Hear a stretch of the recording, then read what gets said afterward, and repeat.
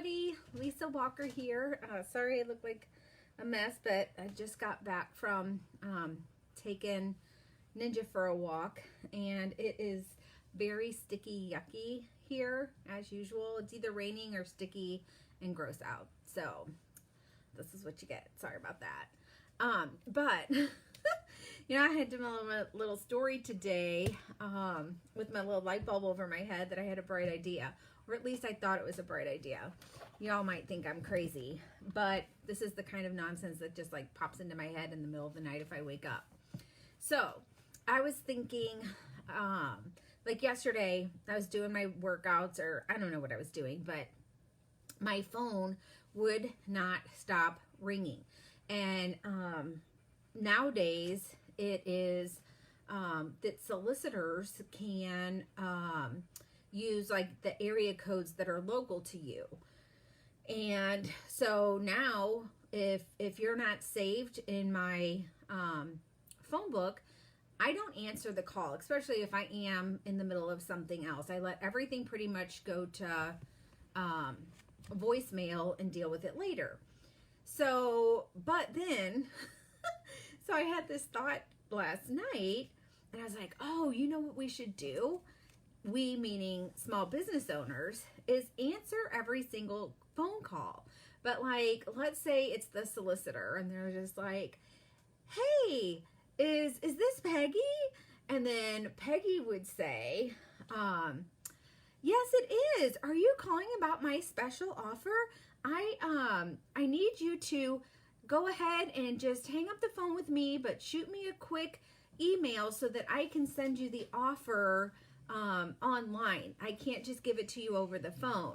And then, you know, that way you're turning it back to them. And it played out in my head a little bit better. In fact, I was even going to see if Kevin would be my fake solicitor. But my mind goes to like just kind of cutting them off and then you just kind of like reverse roles. So it kind of made me think of like, you know, when scammers call and they get a hold of somebody that wants to mess with them for a while, and it keeps them from maybe scamming somebody else. Or I think one time it was a fraudulent thing, and I'd seen it on Facebook that somebody was saying like, you know, if you don't make this payment right now, you know, we have a sheriff waiting outside and they're going to come knocking down your door. If you don't give us the credit card information, you know, you owe the IRS, or whatever nonsense they were slinging that day. And they happened to call a real sheriff, and she had the whole thing videoed. And she's like, oh, really? Because I'm the sheriff of such and such county, and we would never do such a thing. And of course, then that person, click, hangs up. But so I don't know. I mean, I'm just throwing it out there for anybody that's in small business. I'm sure there's something that you have that you can that you're promoting, whether it be, you know, some kind of like a 10% off code, or you know, a free gift with purchase, or something that you're offering. And then when they call, now obviously it's not going to work if it's a recorded thing, like, hey, you owe money on your student loan. If you don't pay, yada, yada, yada. I've been getting those. I was telling my daughter about that, and I'm like, I don't even have a student loan. I don't know why in the heck they're thinking that I'm going to be stupid enough to just say, oh yeah, here's my credit card. But anyway, this would only work for obviously real people that are calling you to solicit business. And that would work too with, now we're getting text soliciting. So you could maybe do like reverse text soliciting back to them. So like if they say, hey, are you interested in adding life insurance to your policy, or whatever nonsense they're texting you with, you know, where you can opt out and say stop. Instead of opting out and saying stop, why wouldn't you try to reverse solicit them and say, oh, thanks for contacting me. Here's the link with more information, and give them like your web address or something. Or if you have like slick text and say, you know, text whatever your code is back to this number. So I just thought, I don't know, it'd be kind of fun to mess with the solicitors and kind of get them at their own game. And Again, if they're like a real person calling you, you can act like you were expecting their call. Like, oh, sure. I'm glad you replied back to me, but I need you to actually text me the information so that I can respond to you via text, and that way you'll have my link or whatever. You know how to spin it if you're a business owner. So anyway, that was my little bright idea that hit me at like 2 a.m. So I don't know if that's really that bright when it's rolling in at 2 a.m. But anyway, I thought of nothing else. It could be some, be entertaining. So if you guys do it, let me know. Like, reply in the comments that you've tried it, and if it's just been more entertaining for you, or if you've actually got somebody to look into your business and give you some more information. Because I think that would be awesome. I mean, what would it be like if all of a sudden you got like a random client or, a great sale online, and it was because you reverse solicited? It's almost like when I get like, what do you call them? Like, open up new credit cards in the mail, and then they give you the envelope that says no postage necessary if mailed in the United States or whatever. Guess what I do? I throw my business card in there and I send it back, because it's like, hey, you get $25 off your order, or place an order for, $50 and you'll get a free gift, whatever. But I am resoliciting back to them for free. I mean, I have my business card anyway, and I don't have to pay for postage because they're saying I can send it, postage paid on them. So it's almost the same concept, except for you're doing it through people that are soliciting you through text or phone calls.